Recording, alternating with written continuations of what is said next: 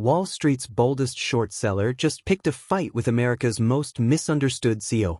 Is betting against Palantir pure genius or total insanity? Alex Karp has a message for Michael Burry, and it's unfiltered. Are so misunderstood. Well, there are lots of easy ways to misunderstand me. I misunderstand myself, and it's not like the super conventional playbook thing. Look, we're an anti-playbook company. If you want to do the personal version, I'm like this dyslexic, formerly and I believe currently still left of center, who actually sticks up for progressive values, which triggers TDS loving people, because I think the Democrats aren't no longer progressive.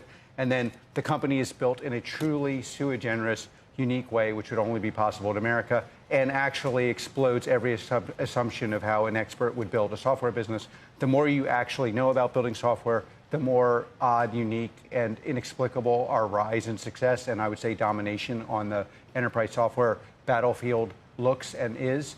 And then I would say one of my main issues is Palantir, because we called a lot of things that are kind of establishment views that often are viewed as kind of being super woke into question in every single assumption of Palantir. The people who piled in to Palantir were people investing their own money, often people who are not in the investor class, non-experts. And even till today, the experts sit on the sideline and say, hey, this can't be true, while the average American who invested in Palantir, and for the first time, maybe arguably since World War II, average Americans got venture returns investing in Palantir. So you have this massive divide between the average person who evaluated themselves and the expert class that still was working on assumptions that have historically not been true, that obviously, if you look at the earnings, if you actually look at, we grew the company, I'll go through, if you want to go through the numbers, but extraordinary results, yep. And then the expert class is weak-kneed, and the retail people are all in.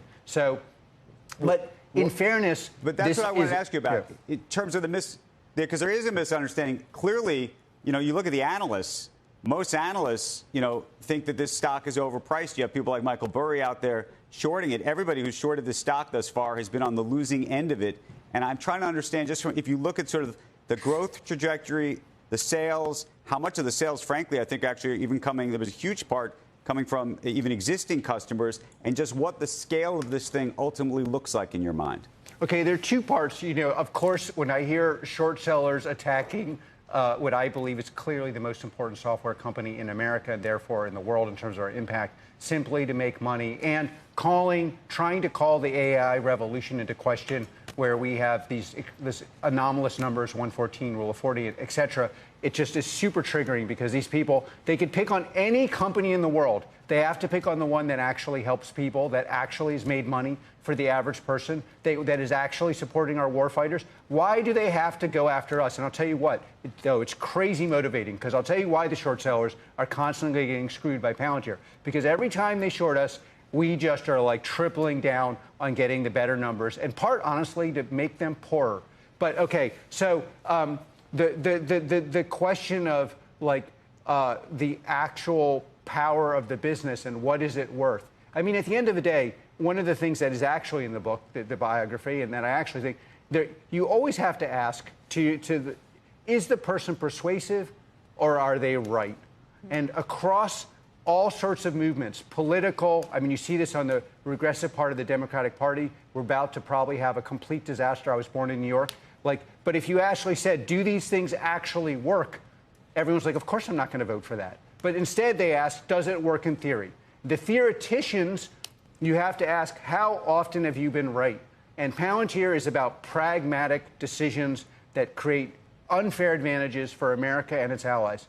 And on that, we've been right for almost 20 years on all major decisions, and I believe we'll be right going forward. Now, you could argue, I don't know, they're constantly but they thought Palantir was overvalued at 10. They thought it was overvalued at 20. I'm not even here saying what the valuation is. I'm just saying, find a company in the world that has a rule of 114, that has U.S. commercial growing at 121%, that aggregate growth in the U.S. is 77%, that has throwing off free cash flow in a way that's anomalous, and that is fully aligned with our customers. And you figure out the value, but they're in the business of being skeptical and being wrong, and we're in the business of giving an unfair advantage to American workers, American warfighters, and our investors. being short is a very difficult place to be because you can lose everything, right? You can drive these people into the ground. Thank God. Like that. Michael Burry put a really big bet on it. It's almost $1 billion. It's $912 million. That's a big step for him to put into that. When you say you redouble your efforts, what do you do? What do you go back in? Well, first of all, it's like he's actually putting a short on AI. So the way I read it was us and Nvidia, and it's like yeah, he's the biggest position is you, though. Yeah. I'm just looking through all of his shorts. Great. Okay.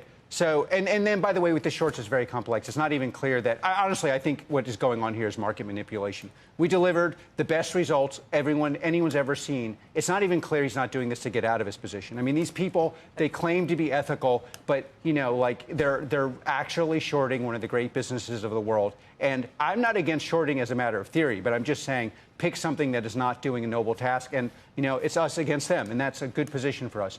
I mean, look, when you're printing a rule of 114, again, people who aren't technical, I think roughly an incredible score, like an Olympic grade score on rule of 14 is like 50. I mean, that's roughly like if you're between 50 and 7, you're an Olympic athlete, a unique implement athlete. This is like Michael Phelps-like score, like Michael Jordan. Like there are no scores like this. And 121 growth off of almost a 1.5 run rate in U.S. commercial and a 77% growth in the U.S. and an aggregate off of an aggregate base of $4.5 billion. By the way, I predicted we'd get here. So, it's like if you want to short that, be my guest. You go ahead. We're just going to go do our things. I mean, look, I'll tell you, there's a tale of two cities in our society. We need experts versus retail. And you see it like, I don't know why these newspapers are helping Mandani win. I don't know why we can't have honest discussions about our future. I don't know why we have to allow fentanyl attack. But it's almost always sympathy for the expert that doesn't need it, the short seller that has some ridiculous reason for doing something against. I mean, most of GDP growth in this country is because of AI. The real question is, how do we grow that and expose workers? What is the worker available GDP? That's the question for our society. Instead of aligning on that, we've got these completely. And again, if the numbers weren't there, great, be my guest. But then the numbers are there. So then you're not. It's not even clear he's actually shorting us. It's probably just how do I get my position out and not look like a fool? I don't know, but I do think this behavior is egregious, and I'm going to be dancing around when it's proven wrong. Right. Alex, we've heard a lot of talk from the likes of a Michael Burry, but more broadly about whether we're in an AI bubble, whether the economics make sense. Clearly, in the context of Palantir, they do make sense insofar as you're printing money over there.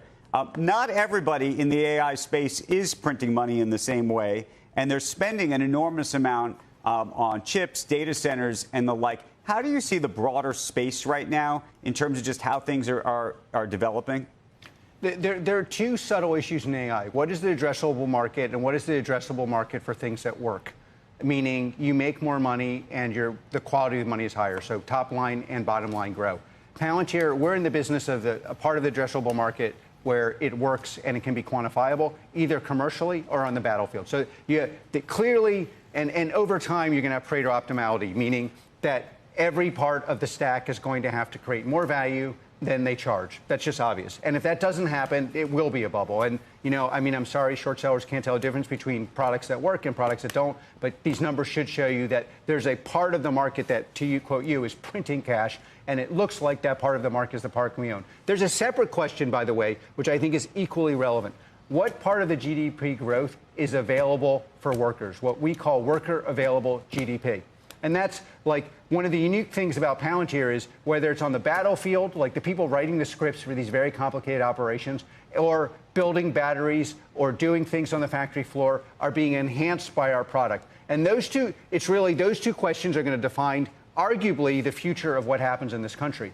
Does GDP grow because of AI, which only can happen if there's Pareto optimality, or and the way we see it, the customer pays less than the value they create, which is abnormal, not exactly equal Pareto optimality. And that, it's unknown, honestly. You have this massive growth, but, currently, as far as I can tell, the two companies he's shorting are the ones making all the money, which is super weird. Like, the idea that chips and ontology is what you want to short is batshit crazy.